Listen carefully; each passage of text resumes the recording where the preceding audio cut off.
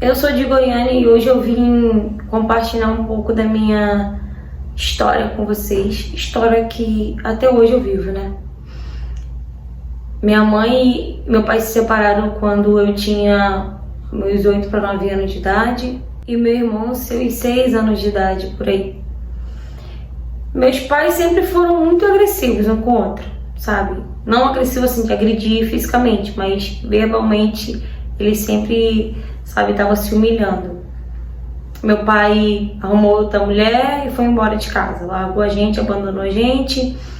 Logo depois, a minha mãe arrumou um outro namorado que não era muito diferente do meu pai. Não era muito diferente do meu pai. Ele batia na gente achando que era nosso pai. Ele humilhava a gente também, assim como ele fazia com a minha mãe. Ele bebia demais. E minha mãe, ela sempre foi uma mulher fria, nunca foi uma mãe carinhosa. Pra vocês terem ideia, lá em casa, desde nova, desde muito novinha, era tudo na base da agressão. Tudo que acontecia era na base da agressão. Ela agredia tanto eu quanto meu irmão mais novo. Minha mãe não conseguia falar praticamente sem agredir, sem dar um tapa, sem dar um empurrão. Então a gente foi crescendo meio que no meio de muita agressão, sabe? E esse meu padrasto, ele nunca foi um cara legal. Mas eu também, sabe, pra mim, não fazia diferença nenhuma, sabe? Ter o meu padrasto ali ou não ter. Porque era a mesma coisa. Quando ela morava com meu pai, era briga o tempo todo, era xingamento o tempo todo, e ela arrumou esse outro namorado que parece que era a cópia do meu pai, que o tempo todo era gritaria dentro de casa. Por diversas vezes na escola eu enrolava pra não ter que ir pra casa, pra não ter que dar de cara com meu padrasto ou com a minha mãe, sabe? Eles só voltavam a se matar dentro de casa, mas não se separavam de jeito nenhum. Acredito que eles criaram uma certa dependência emocional um do outro, porque eles se humilhavam, eles se ofendiam, e ao mesmo tempo eles estavam juntos, ao mesmo tempo eles saíam para beber juntos. É um relacionamento abusivo, muito tóxico. E chegou um certo momento que eu cheguei nos meus 12, 13 anos de idade, que o meu padrasto começou com as brincadeiras chatas, as brincadeiras sem graça, sabe? De ficar perguntando se eu tinha peito, mandando eu mostrar meu peito, isso na frente da minha mãe. Cadê? Deixa eu ver. Pai, para de palhaçada, nem tem nada aí. Gente, isso... Eu com 12, 13 anos, imagina quanto que isso era constrangedor pra mim. As brincadeiras, sabe? Ah, tá crescendo a bunda, e aqueles tapinhas na bunda. E minha mãe, será que minha mãe não percebe que isso não é uma brincadeira? Que um padrasto faz com uma enteada entrando na pré-adolescência? Gente, isso não existe. E por várias vezes eu falava, mãe, manda ele parar com isso, eu não gosto dessas brincadeiras dele. E minha mãe ria, minha mãe achava graça. Quantas vezes bêbado ele chegava, sabe, beijando assim o meu pescoço, o meu ombro. E eu, mãe, manda ele parar com isso, eu não gosto, eu empurrava ele. E às vezes ele ficava até agressivo, sabe, comigo. E isso foi acontecendo frequentemente, várias vezes quando eles saíam para beber. Quando eles chegavam em casa eu já corria para algum lugar, pra mim não ter que dar de cara com ele bêbado, porque eu sabia que ou ele queria ficar me agarrando, queria ficar me apalpando. E por várias vezes eu falava isso pra minha mãe, mãe, eu não gosto disso, eu não gosto dessas brincadeiras dele. A senhora tem que falar com ele que eu não gosto de parar com isso. A minha mãe fica debochando da minha cara o tempo todo. Hoje eu tenho 15 anos de idade, eu continuo passando por isso dentro de casa. A minha mãe, simplesmente, ela fala que não é nada demais. Que eu que tô vendo maldade numa coisa que não existe. Gente, será mesmo que eu que tô vendo maldade numa coisa que não existe? Simplesmente ele ainda entra no banheiro, porque lá em casa o banheiro não tem porta, entendeu? Então ele entra no banheiro quando eu tô tomando banho, e por várias vezes eu fico me escondendo, tendo que tomar banho quando ele não tá em casa, quando ele sai de casa. Porque se eu estiver no banheiro tomando banho, ele inventa de querer mijar quando eu tô no banheiro tomando banho. E tipo, tudo, ele faz tudo isso na frente da minha mãe. E minha mãe fala que não tem maldade, que eu que fico vendo maldade de não tem e tal. Mas pra mim tem maldade. Pra mim tem maldade. Eu me sinto constrangida, eu não me sinto bem com isso. Eu sinto que a situação tá piorando. E o que eu tenho que fazer? Sabe, primeiro que eu não tenho onde recorrer em relação à família. Eu não tenho a quem recorrer, eu não tenho meus avós, que infelizmente, né, já estão no céu, que Deus o tenha. Minhas tias, não tenho contato com a minha mãe, porque minha mãe brigou com elas e tudo mais, e também por ter brigado com elas, né, elas não falam com a minha mãe, porque minha mãe sempre foi a problemática da família, não fala com a minha mãe, então a gente não tem um contato. E eu não sei o que realmente eu vou fazer, sabe? Eu não sei, porque eu já escutei casos desse na internet, em outros lugares, e eu me identifiquei com isso e fiquei pensando que por que as pessoas fazem isso e as nossas próprias mães vê essas coisas e fingem que não vê. Hoje eu tô contando essa história aqui pra vocês mais como um desabafo e para pedir, sabe, algum tipo de conselho. Obviamente eu tenho medo também desse vídeo chegar até minha mãe e causar uma coisa maior dentro de casa, ou ela, não sei, né, ficar com raiva. Eu não sei, sinceramente eu não sei o que fazer. Eu vi esse canal no YouTube há pouco tempo e vim criando coragem para poder mandar a minha história. Então hoje eu tô aqui contando a minha história, dividindo um pouco da minha história com vocês.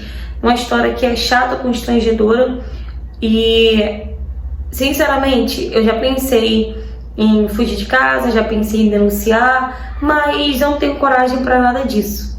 Porque quantas vezes eu já falei que ia fugir de casa, coloquei algumas peças de roupa dentro da minha bolsa, né, da minha mochila de escola, e na hora de ir embora eu não consigo. Já teve época que eu cheguei até pensar em pedir ajuda na escola, mas já teve alguns casos assim na escola, né, de criança que estava sendo abusada pelo padrasto, ou a outra menina que também foi abusada pelo avô, e os casos não terminam muito bem. E eu não queria que fosse pelo mesmo caminho, entendeu? Eu não queria que acontecesse a mesma coisa comigo, né? Ainda mais eu me separar do meu irmão, ou acontecer alguma coisa, sabe, com meu padrasto, por mais que eu não goste dele. Eu não sei se eu conseguiria carregar a culpa, sabe? Como aconteceu na minha cidade de ter espancado, né, um padrasto, né, que tentou, né, abusar da enteada, e o próprio pessoal assim, da cidade, né, se juntaram e acabaram batendo tanto nele que ele veio a falecer. Então não sei se eu conseguiria carregar essa culpa.